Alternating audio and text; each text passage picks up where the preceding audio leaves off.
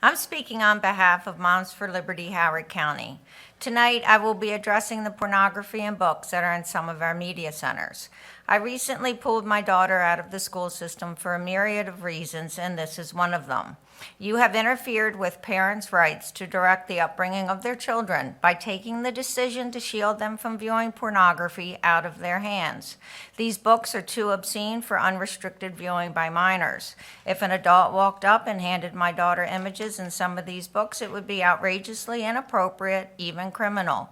Yet you are knowingly exposing our children to illicit, obscene material. You are participating in the sexualization of our children by allowing this. Policy 1020 describes sexual harassment to include visual harassment, such as derogatory cartoons or drawings as seen in these books. This is a blatant contradiction and disregard to your own policy. Policy 8040 prohibits videos rated R from being shown to classes.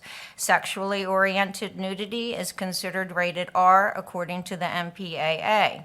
So your own policy prohibits these images to be shown in the classroom, but yet makes it accessible in the media center. That is absurd.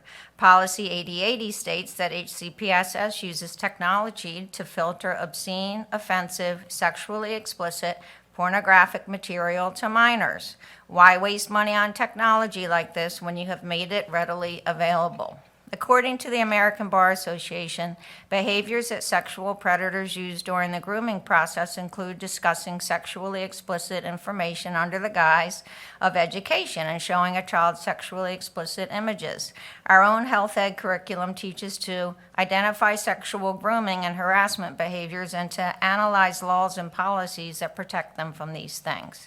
It is appalling that HCPSS is doing the things they warn their students against.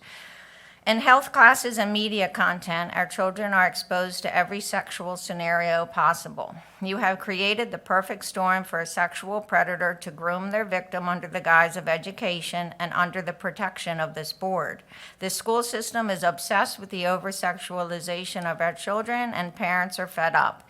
It's time for this board to act to make protecting our children a top priority and remove pornography and sexually explicit materials from our schools. You must follow the lead of Carroll County and put in place a policy stating that instructional and supplemental materials shall not contain sexually explicit content. Thank you. Next up is Susan Dresch.